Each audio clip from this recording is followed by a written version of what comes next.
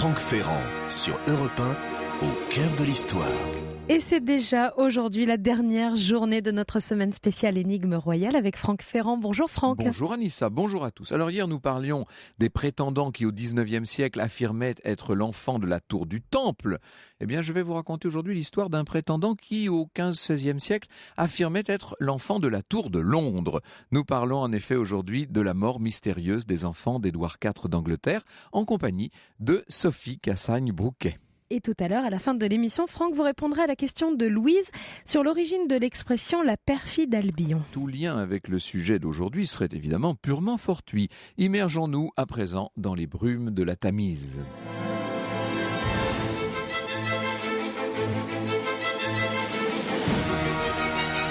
Europe 1, au cœur de l'histoire. Franck Ferrand.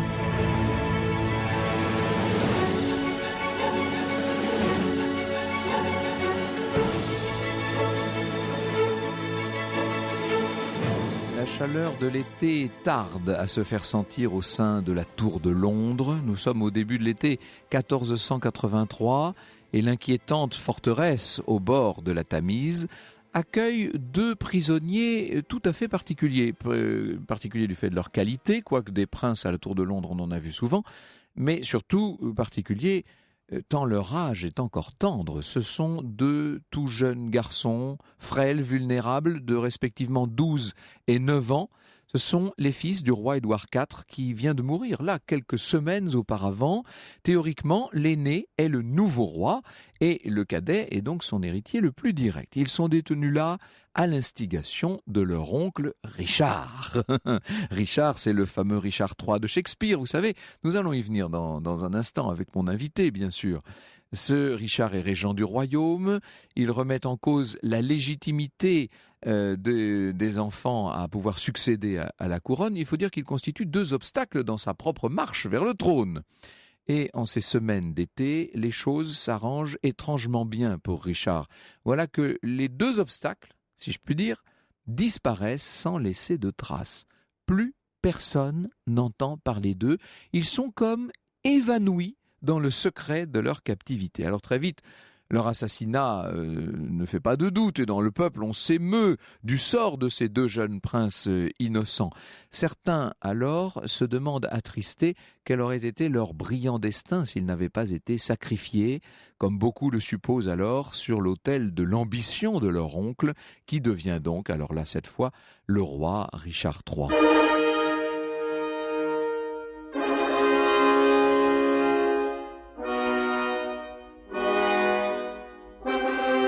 Transportons-nous 8 ans plus tard à Cork, un port qui est au sud de l'Irlande. Sur le quai, au milieu des badauds qui s'affairent, on voit paraître un jeune homme. Il est très beau, il est d'une apparence incroyablement soignée, rehaussée par la richesse de sa tenue. Il a aussi une certaine distinction, il faut bien le dire. Il est tout jeune, il n'a même pas 18 ans, mais déjà il en impose. Et le moins qu'on puisse dire est qu'il ne passe pas inaperçu dans ce petit port. Il semble qu'on ait affaire à quelqu'un d'important et déjà on se dit, et peut-être même à un prince. Alors on l'interroge, on veut savoir d'où il vient, qui il est, ce qu'il est venu faire ici. Qui est-il ? Il est discret dans un premier temps, le jeune homme en question. Donc certains commencent à se lancer dans le petit jeu des hypothèses. C'est Alain Decaux qui raconte. Quelqu'un cria qu'il s'agissait de Richard d'York, second fils du roi Édouard, celui-là même qu'on pensait avoir été assassiné à la tour de Londres par son oncle. On vint poser la question à l'inconnu. Alors il reconnut modestement qu'il était bien le fils du roi Édouard, miraculeusement échappé. Ça fait son petit effet, bien entendu. Et là où beaucoup auraient été moqués, raillés pour une révélation aussi extraordinaire, le jeune homme semble bien en convaincre certains. Il faut dire qu'il a l'air sincère. Et puis, il faut dire surtout qu'il a les mêmes traits que son père. On reconnaît, on a l'impression de voir le roi Édouard quand on le voit. Alors il raconte son histoire très émouvante, il le raconte avec beaucoup de simplicité et de sobriété. Ça c'est tout le secret, si je puis dire. Oui, il a vu son grand frère tué devant ses yeux à la tour de Londres. Et au moment où l'exécuteur ou le meurtrier allait le tuer lui-même, eh bien, le pauvre homme a été saisi de pitié devant ce pauvre enfant complètement apeuré et il a décidé de l'épargner. Il l'a laissé partir à condition qu'il garde son identité secrète pendant plusieurs années. Il a donc vécu, cet enfant, caché à l'étranger. Il n'a pu se faire connaître qu'en ce jour, donc dans ce petit port irlandais. Alors bien sûr, il y a de quoi laisser les interlocuteurs pantois. Si on le croit, ce jeune homme est tout simplement le roi légitime d'Angleterre. Richard III est mort depuis, il faut bien le préciser, il a été victime des soubresauts de la fameuse guerre des Deux Roses, guerre dynastique qui a divisé l'Angleterre pendant 30 ans, mais le nouveau souverain qui maintenant est Henri VII Tudor a du souci à se faire s'il s'avère que le jeune homme est bien celui qu'il prétend être. Très vite, la nouvelle de l'apparition de ce prétendant se répand dans les îles britanniques et jusque sur le continent. Alors, elle est souvent mal reçue. En Irlande, le succès est d'ailleurs assez mitigé, mais il y a d'autres endroits où le personnage devient un véritable héros. Le roi d'Écosse, Jacques IV, prête une oreille très attentive à son histoire. Quant au roi de France, Charles VIII, il propose au jeune prince de le recevoir sur ses terres. Quand un peu plus tard, le prétendant se rend aux Pays-Bas, Marguerite de Bourgogne, qui est la tante des 2 enfants de la Tour de Londres, le reconnaît sans aucune hésitation. Elle se jette littéralement dans ses bras, elle entend le soutenir. Et d'ailleurs, l'empereur, qui a été chapitré par elle et par sa cour, va en faire autant. Ce qui veut dire que dans beaucoup de pays maintenant, ce personnage qui est apparu comme ça un peu mystérieusement est un véritable prétendant tout à fait candidat à la conquête de la couronne d'Angleterre. Pour ça, il faudrait quand même la retirer, la couronne de la tête d'Henri VII. C'est pas une mince affaire. Le jeune homme sait qu'il a d'ores et déjà des soutiens en Angleterre. Il va se lancer dans le recrutement d'une armée et au début de l'été 1495, à la tête d'environ 1500-1600 hommes, répartis sur une quinzaine d'embarcations, le voilà qui fait voile vers l'Angleterre. Franck Ferrand, 14h-15h sur Europe 1. Le mystère est au cœur de l'histoire jusqu'à 15h cet après-midi, l'histoire des enfants de la Tour de Londres. Alors on l'a découvert il y a un instant avec vous, Franck Ferrand. Un jeune homme, un prétendant, se dit être l'un de ses enfants, effectivement, et il arrive en Angleterre. Exactement, la côte anglaise approche. Les espoirs de notre jeune prétendant prennent une tournure très concrète. Bientôt peut-être il marchera sur la capitale, sur sa capitale. Mais comme le souligne Alain Decaux, la faiblesse de son armée éclate au grand jour. Ce corps hétéroclite allait se faire battre, explique Alain Decaux, et se faire battre aussitôt débarqué par les paysans du rivage. Ce beau monde, devant les faux et les bâtons, courut au bateau avec une grande précipitation. Ils n'étaient pas très vaillants, ces soldats-là. L'échec est complètement piteux. Et finalement, l'aspirant roi, après avoir tenté de rejoindre l'Irlande, finit sa pénible expédition en Écosse. Alors il est quand même reçu avec bienveillance en Écosse, et même avec un certain faste par le roi Jacques IV. Il faut dire que ça arrange les affaires de Jacques IV, qui, tout ce qui peut ennuyer Henri VII d'Angleterre, l'arrange, lui, bien entendu. Il est jeune, le roi d'Écosse, et donc les 2 jeunes hommes vont s'entendre très bien. Il écoute l'histoire de son, entre guillemets, cousin, avec beaucoup d'attention, et il se dit qu'il pourrait bien jouer de cette pièce-là sur l'échiquier britannique, si j'ose cet anachronisme. Quoi qu'il en soit, on va voir le roi d'Écosse donner à notre prétendant tout le confort dont il a besoin. Surtout, il arrange son mariage avec sa ravissante cousine, Lady Catherine Gordon. Voilà donc le prétendant établi et probablement assez heureux du chemin qu'il a parcouru en quelques années. C'est pas mal quand même. Bon, c'est vrai qu'il y a eu l'échec militaire, mais bon. Il n'est pas question de s'en tenir là. Il est temps maintenant pour le prétendant de se remettre en selle et de courir à la conquête de son royaume. Malheureusement, une nouvelle offensive qu'il entreprend tourne court. Il faut dire qu'au combat, lui-même n'est pas d'une ténacité à toute épreuve. C'est pas un guerrier dans l'âme, ce jeune homme. Mais il est, à ses yeux, et il le dit, le roi légitime. Il doit continuer à croire en son étoile. Bientôt, il va tenter un débarquement en Cornouailles, où un vent de révolte souffle contre Henri VII Tudor. C'est l'occasion à saisir. Voilà donc notre prince qui entend bien agir auprès de toutes sortes de révoltés en tant que Richard IV, véritable roi d'Angleterre. Voilà comment il se présente.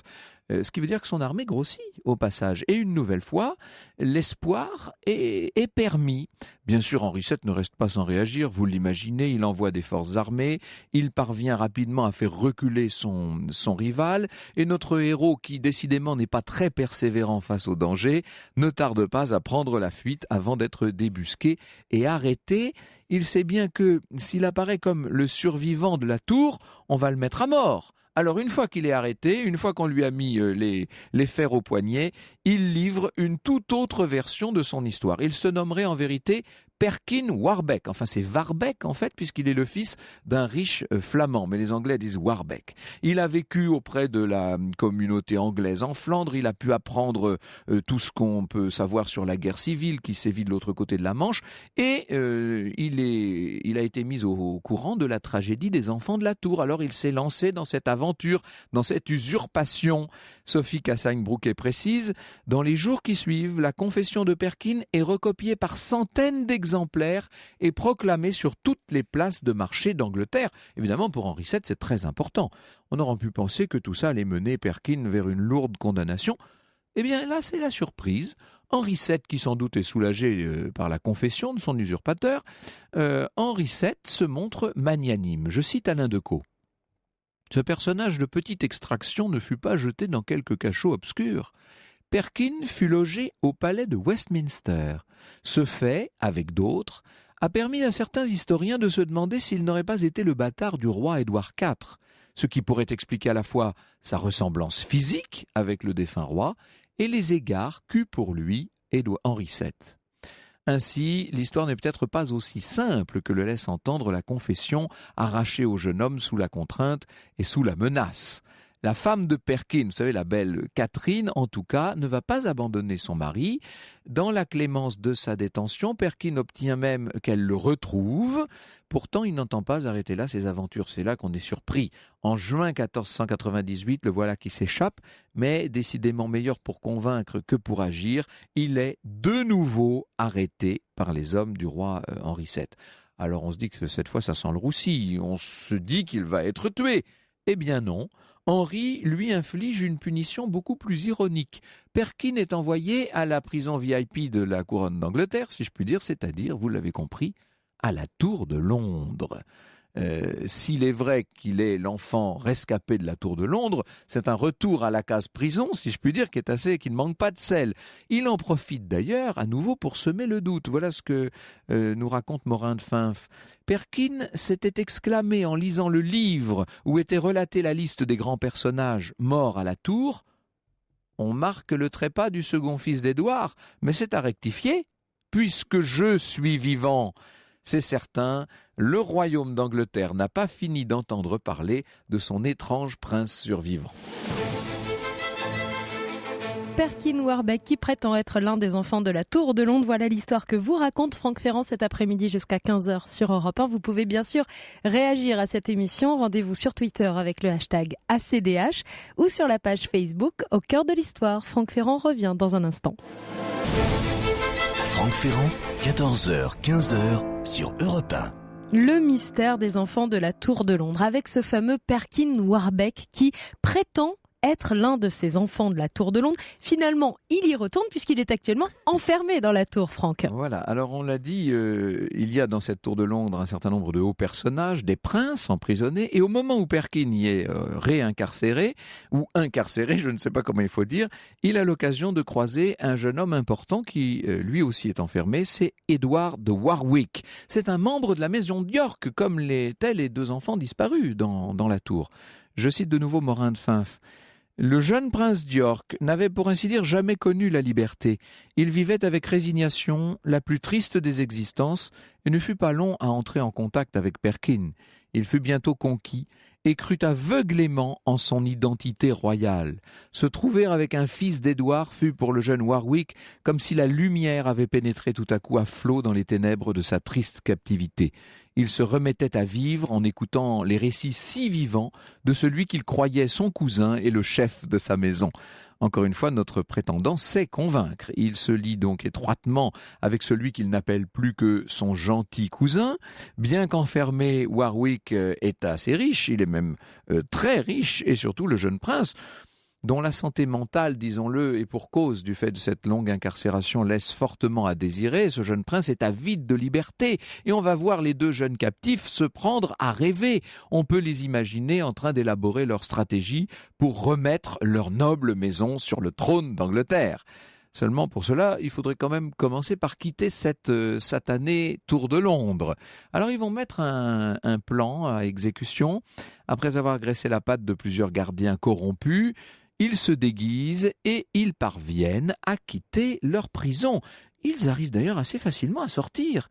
Quand je dis assez facilement, peut-être trop facilement, c'est louche cette histoire.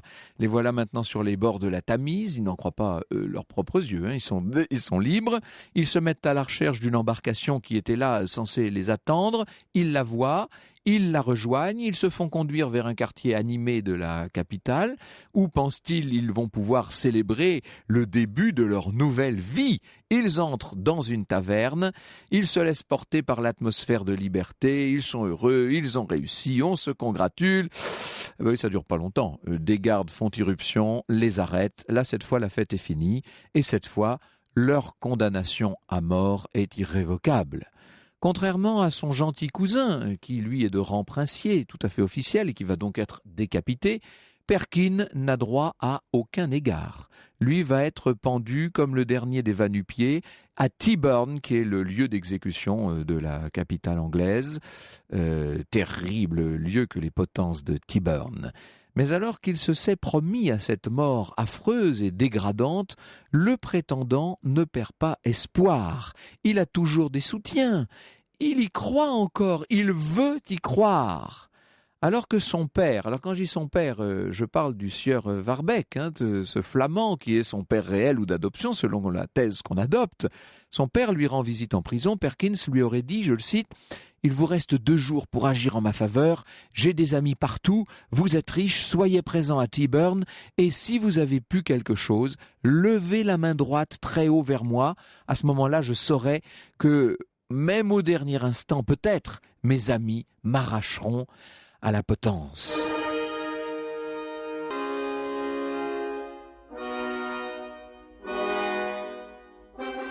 Le 23 novembre 1499, c'est le jour de la pendaison.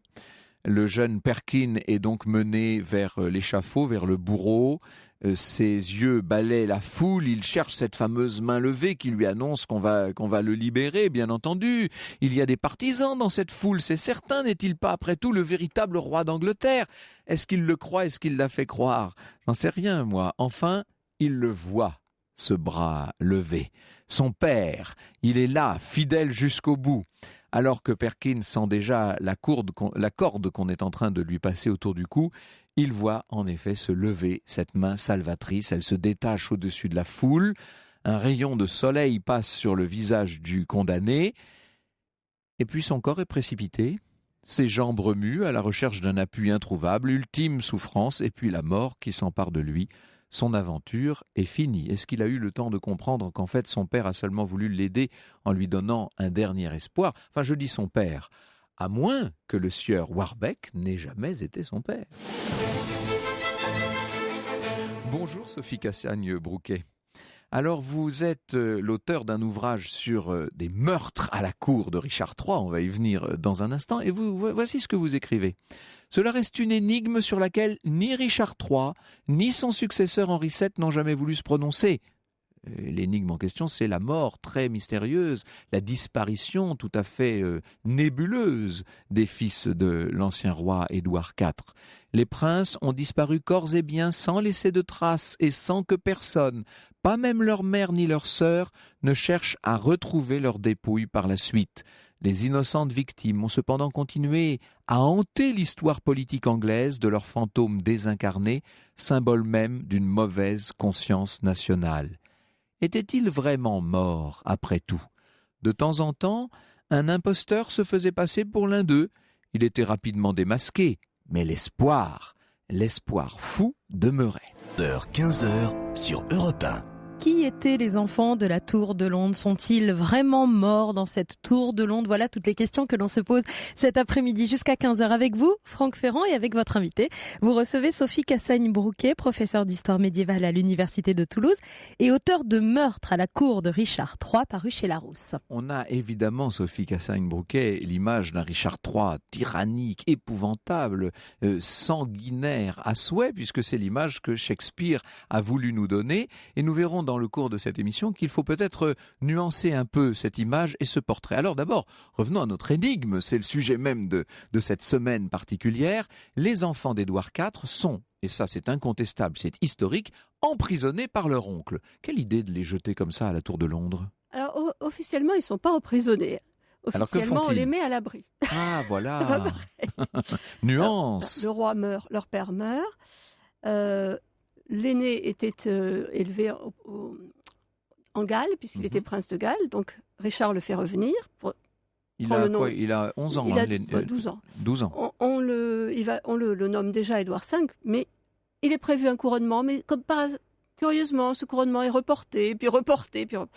Quant à l'autre, le plus petit Richard, dont on a parlé, lui, il était avec sa mère, il a 8 ans. Et sa mère, dès qu'elle a appris que Richard s'était emparé, entre guillemets, du frère aîné, s'est réfugiée à l'abbaye de Westminster, en terre religieuse. Et donc, pendant tout le mois de juin et juillet, il va y avoir des négociations âpres. Richard va envoyer toutes sortes d'évêques cardinaux pour demander à la mère de mettre les deux frères ensemble.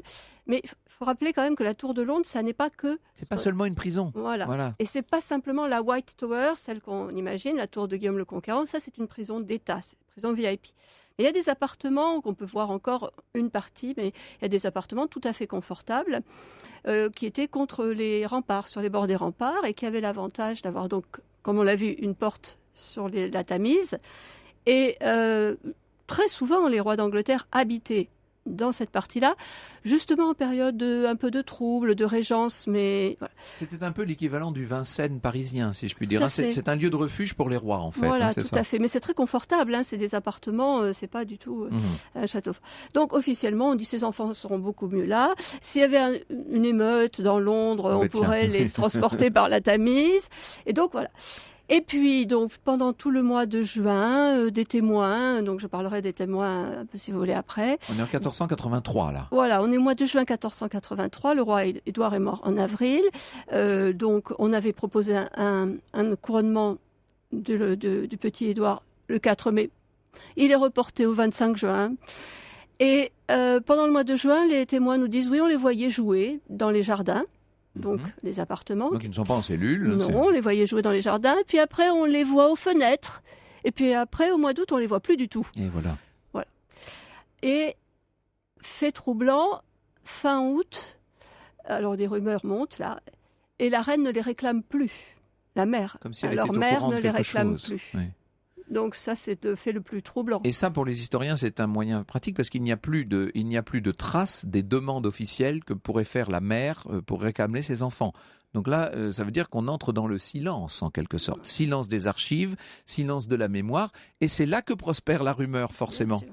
On se met à dire, et si on les avait assassinés. Alors, assassinés comment ? On a une idée de... Alors, on ne sait pas. Voilà. Alors, ensuite, on ne sait pas, mais pardon, oui. au risque de choquer certaines oreilles sensibles, disons que l'habitude, alors ça c'est dans beaucoup de cours d'Europe, et notamment d'Europe du Nord au Moyen-Âge, quand on a des héritiers gênants, c'est de les étouffer. Voilà, c'est comme ça qu'on procédait généralement. Ça, c'est l'hypothèse donc de Thomas More, qui quand même écrit... Pas une bonne génération après, pas très quand même, après, oui. Et qui dit que oui, on les a étouffés avec un coussin, enfin, il imagine. Alors là, lui, il rend responsable Richard III. Mais à l'époque, les témoins oculaires disent, n'ont pas d'hypothèse, ils disent on les voit plus. Alors, le médecin d'Édouard IV, donc, qui était un médecin italien, dit, la dernière fois qu'il a vu le jeune Édouard V, le plus grand des deux. Édouard V lui a dit « Priez pour moi, je crois que je n'en ai plus pour très longtemps à vivre ». Donc, parce qu'il se sentait menacé ou parce qu'il était malade? On ne sait pas tout ça. Non, il n'était pas malade. Il n'était pas malade. Mais il était très... C'était un enfant très précoce. J'allais dire, il était très mûr. Oui, tout le monde le reconnaît. C'était un enfant très précoce. Est-ce qu'on peut imaginer que la soif de pouvoir de son oncle Richard, qui va devenir le roi Richard III, aurait pu expliquer cette disparition, comment dirais-je, à la turque, à l'ottomane? Alors, oui, bien sûr. Évidemment, Richard III veut prendre le pouvoir, c'est pour ça qu'il retarde le couronnement. Mais on peut dire aussi que c'est une erreur politique, parce que la majorité pour un roi en Angleterre est 15 ans. Il lui restait 3 ans pour faire quelque chose. Donc, comme on l'a dit pour Napoléon, ça n'est pas simplement un crime, c'est une erreur politique. Donc c'est assez curieux, parce que Richard III n'est pas un imbécile, loin de là. Donc... il peut y avoir d'autres personnes à qui le crime profite. Alors nous avons eu l'occasion pendant le cours de cette semaine d'évoquer le mythe du roi caché, le fameux mythe du roi caché, c'est-à-dire qu'à partir du moment où un héritier disparaît comme ça dans le plus grand mystère, on a connu ça en Russie aussi avec Dimitri, par exemple, on a connu ça bien sûr au Portugal avec le roi Sébastien, et puis nous en parlions hier avec Louis XVII, bien sûr en France au moment de la Révolution. À partir du moment où un enfant roi disparaît, le peuple, l'imaginaire collectif veut le voir renaître quelque part. Et il ne manque jamais de prétendants pour se présenter. Alors, il y a eu plusieurs prétendants qui ont dit « je suis Édouard V ». Ce qui est intéressant avec celui dont j'ai parlé tout à l'heure, avec notre Perkin Warbeck, c'est que lui ne dit pas « je suis Édouard V », il dit « je suis Richard IV ». Je suis le petit frère qu'on n'a pas osé égorger parce qu'il était trop petit et trop fragile. D'ailleurs, il y a sur la couverture de votre ouvrage « Meurtre à la cour de Richard III », il y a le fameux tableau tout à fait 19e, un tableau d'histoire de Delaroche qui montre, c'est poignant et c'est beau, qui montre ces deux enfants littéralement terrifiés. Ils doivent être en train d'écouter la clé qui tourne dans la serrure de leur chambre. Ils savent ce qui les attend. C'est terrible. Alors, c'était plus habile, effectivement, de se présenter comme le petit frère qui était très mal connu. Il était resté dans l'hôtel de sa mère. Personne ne s'était intéressé à lui, alors que Édouard IV avait quand même fait des apparitions. Édouard V, pardon, avait fait des apparitions en public. C'était plus malin, à la limite.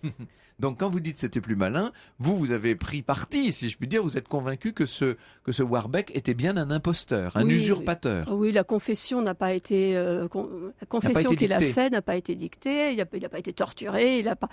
Oui. Le fait qu'il ait été reconnu par sa tante Margaret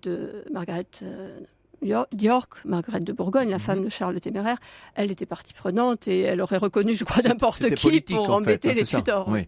C'est-à-dire qu'on se rend compte que les souverains qui vont reconnaître ce prétendant, qu'il s'agisse du roi d'Écosse, du roi de France, de l'empereur même, ce sont toujours des opposants directs au roi d'Angleterre, au roi Henri VII en l'occurrence, parce que alors Richard III est mort entre-temps. Pourquoi Henri VII se serait-il montré à ce point clément envers ce jeune usurpateur? C'est quand même étrange. Alors parce qu'il y a une autre rumeur qui est que c'est Henri VII qui a fait tuer les enfants d'Édouard. En effet, si on regarde à qui profite le crime, là, ça devient très étonnant. Richard, il y a 3 candidats. Donc il y a Richard, bon ça c'est connu. Il y a un autre personnage qui s'appelle Henri, duc de Buckingham. Henri Stafford, duc de Buckingham, qui lui aussi a du sang plantagenet, lui aussi descend d'Édouard III, et qui, comme par hasard, dès que les enfants sont arrêtés, sont mis en résidence, il devient le principal soutien de Richard. Et puis, on le voit très bien dans la pièce, d'ailleurs, de Richard III. Et il va ensuite trahir Richard III pour lui devenir roi, parce que lui aussi peut être un prétendant. Et 3e personnage, donc, c'est Henri Tudor. Alors, Henri Tudor, c'est lui aussi un prétendant, mais un prétendant doublement bâtard, c'est-à-dire sa mère, il a du sang Plantagenet mais par des bâtards, et il a du sang York par des bâtards. Mais sa mère est une dame de fer. Il a très peu de légitimité à régner, lui. Voilà. Mais sa mère est une dame de fer, Margaret Beaufort, qui a consacré sa vie à faire de son fils un roi.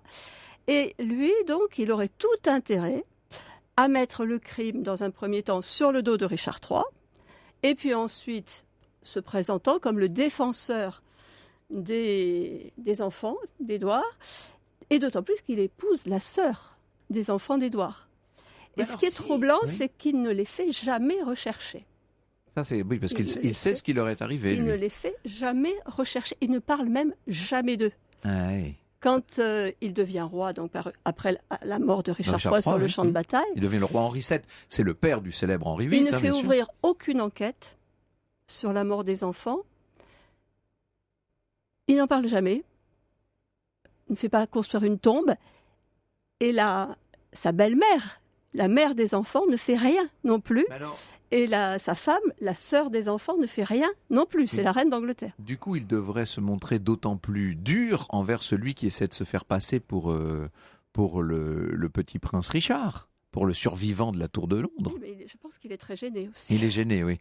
Il est gêné et à la limite, ça peut le servir. Oui. Ça peut le servir qu'on pense que l'un des deux est survécu. Et oui, plutôt que de le traiter. Peut-être s'il l'avait mis trop en avant, là il l'enferme, mais il lui donne un peu d'argent. S'il le met trop en avant, l'autre va passer pour un martyr. Il lui fait écrire une confession qui va être lue partout en Angleterre, sur la moindre place de village, pour bien montrer la légitimité et pour asseoir la légitimité du roi Henri VII, en vérité. Le danger aussi de tous ces prétendants, c'est le danger d'en faire des martyrs. Eh oui, voilà. Vous dites de tous ces prétendants parce qu'il faut dire que dans l'histoire d'Angleterre, il y en a eu un certain nombre. Hein. Oui. Il y a peu de rois d'Angleterre qui meurent dans leur lit à cette époque-là. Je pense, alors, à Richard II. Richard II, donc, lui, son trône est usurpé par son propre cousin. Terrible. Le fondateur d'ailleurs de la dynastie des York. On sait que donc il a été tué. Là, on a vu son cadavre, il est mort, mais probablement on l'a laissé mourir de faim et de soif pour que le cadavre ne soit pas altéré. Et là, tout de suite, donc on est en 1399, c'est presque 100 ans avant. Et là, les rumeurs, voilà, on voit apparaître plein de faux Richard II, parce que le cadavre a été caché, évidemment, vous ne voulez pas le monter. Et finalement, Henri IV, donc, qui est le cousin qui a tué Richard II, va le montrer, ce corps. Il va être obligé au bout d'un moment de le montrer. Voilà, pour se justifier, voilà, en fait. pour le justifier. Ouais. Mais entre-temps, il y a eu beaucoup de faux Richard II. Oui, il y a eu beaucoup de rois d'Angleterre qui sont morts dans le sang, si je puis dire. Cette histoire médiévale anglaise est particulièrement sanglante. Le titre de votre ouvrage le dit, du reste, et ça fait un peu penser à Agatha Christie en même temps. Meurtre à la cour de Richard III, c'est chez Larousse. Alors, avec vous, Sophie Cassagne-Bouquet, nous allons revenir maintenant sur le personnage même de Richard III, parce que les circonstances font que depuis quelques mois, depuis quelques années, on vient d'en apprendre des vertes et des pas mûres sur ce personnage. Franck Ferrand, 14h, 15h sur Europe 1. Il était le frère cadet du roi Édouard IV. Richard III est au cœur de l'histoire aujourd'hui puisque on parle d'abord de ses enfants de la Tour de Londres, morts dans la tour, et puis de celui qui a pris la place d'Édouard IV, le fameux Richard III, dont Shakespeare a écrit une qui était grande régent, pièce. qui était l'oncle d'Édouard V, celui qui aurait dû devenir Édouard V, et qui donc a été très probablement tué à la Tour de Londres. D'ailleurs, on a retrouvé des squelettes d'enfants dans la tour. Ça, il faut le dire, Sophie Cassagne-Bouquet. Oui, alors on a retrouvé en 1674 deux squelettes au pied d'un escalier de la Tour de Londres. Alors bien sûr, à cette époque-là, la pièce de Shakespeare a été créée, donc on se dit immédiatement, ce sont les enfants de la tour, comme on les appelait déjà à l'époque, au Moyen-Âge. Et donc ils vont être enterrés solennellement à Westminster. Évidemment, à l'époque, on n'a pas les moyens d'investigation qu'on a aujourd'hui. Alors il y a eu quand même en 1933 une enquête anatomique. Alors ce sont bien des squelettes de garçons, et ça correspondra à peu près aux âges. Évidemment, maintenant qu'on a le squelette de Richard, ça serait extraordinaire de faire de l'analyse ADN. Et nous revoilà avec l'ADN. De toute façon, sur ces sujets-là, on ne peut quasiment pas y couper. Puisque maintenant, on a le cadavre de Richard III, on pourrait comparer, puisqu'ils sont York. C'est ce neveu, oncle et neveu. Ce serait très facile, d'une certaine manière. Hein. Alors, ce cadavre, venons-y justement à ce cadavre de Richard III qui a tellement fait parler de lui l'année dernière. L'année dernière ou il y a 2 ans? Il y a 2 ans, je crois. Et on a donc redécouvert, on a retrouvé la sépulture oubliée de Richard III. Dans quelles circonstances? C'était étonnant, ça. Alors, donc Richard III est mort sur le champ de bataille. Vous connaissez la phrase un cheval, mon royaume pour un cheval. Mon royaume pour un cheval. Dans Shakespeare, mais qui existe déjà dans des ballades du Moyen-Âge. Hein. Bon.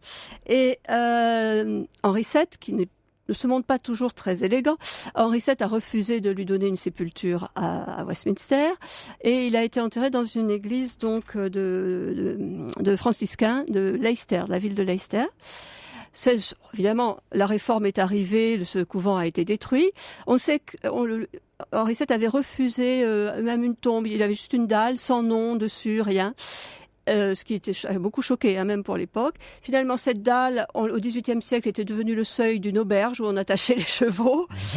Et puis, en creusant pour un parking, sur l'ancien emplacement du couvent, on a trouvé un corps. On est tombé sur Richard. On est trouvé sur ce corps qui pouvait être un corps du XVe siècle et qui avait notamment la trace de la lance qu'il avait tué, un trou dans la nuque. Donc là, ça faisait beaucoup de coïncidences. Et puis, comme il y a un lointain descendant aujourd'hui, l'ADN a matché, comme on dit, et donc c'est bien lui. Donc, on l'a réinhumé, hein, il faut dire voilà, ça. Oui. On est en Angleterre, il ne faut pas oublier, donc on est très respectueux de toutes ces choses-là, bien sûr. Surtout de Richard III. Alors, c'est ça l'étonnement. C'est qu'on a, nous, notamment de ce côté-ci de la Manche, l'image d'un Richard III absolument infréquentable, mais ça n'est pas tout à fait l'image qu'il a en Angleterre. Il y a des adeptes de ce roi là-bas. Oui. Il y a une très puissante Richard III Society. Il y en a 3 grandes puissantes sociétés historiques en Angleterre. Il y a celle de Cromwell, celle du duc de Marlborough et celle de Richard. Et elle a fait édifier d'ailleurs il y a quelques années une sculpture à Leicester proclamant que la vérité était enfin apparue et que la bonté du roi était proclamée. Et dans le nord de l'Angleterre, notamment à York, puisque c'était Richard York, c'est le grand homme, parce qu'effectivement, Richard a été un bon roi pendant le très court règne, il n'y a pas tout à fait 3 ans qu'il a eu. Il fut un très bon roi, très aimé. D'où vient cette légende noire qui fait de lui un assassin, un bourreau, un meurtrier, un tyran, tout ce qu'on veut? Eh bien, parce que Shakespeare écrit pour les Tudors. Et voilà, il écrit pour la maison d'en face. Élisabeth Tudor. Oui.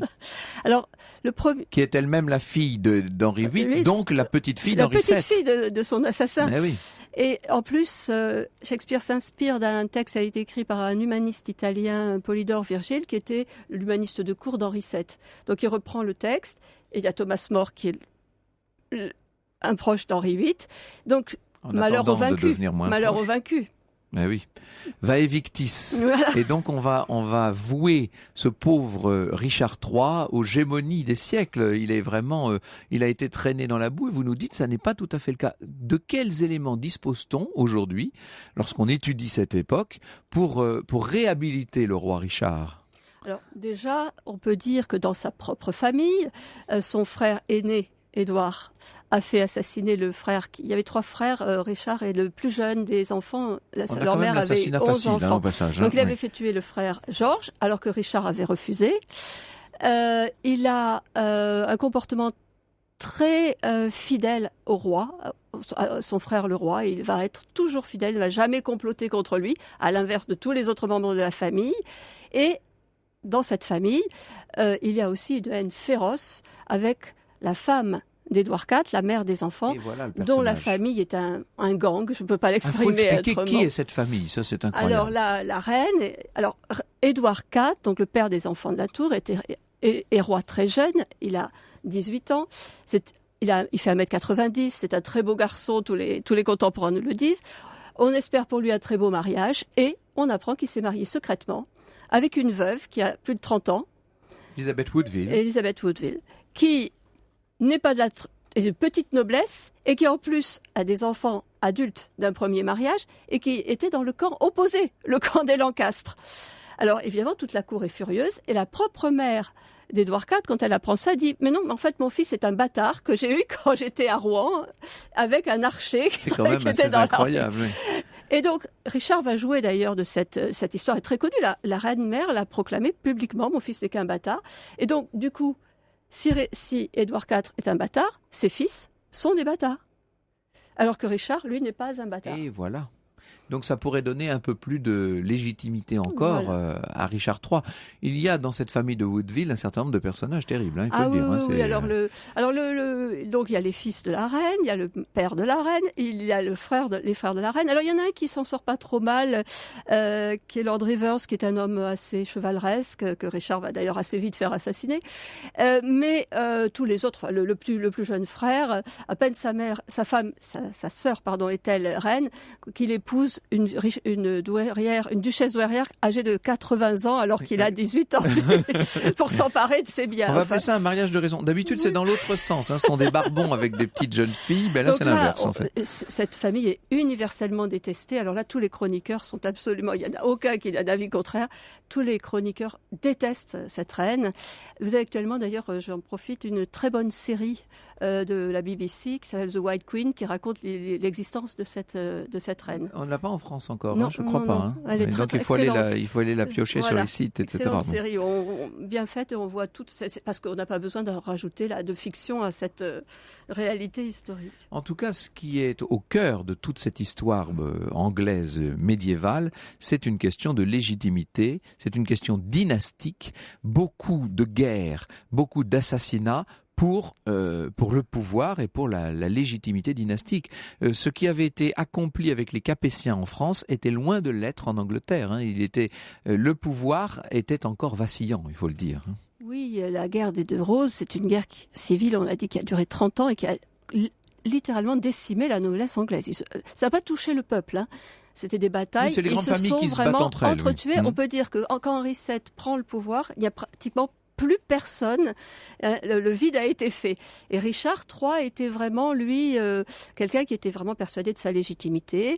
Il a, à peine avait-il usurpé le trône, il s'est fait couronner avec l'assentiment général. Il a fait un tour d'Angleterre absolument triomphal. Le peuple l'adorait.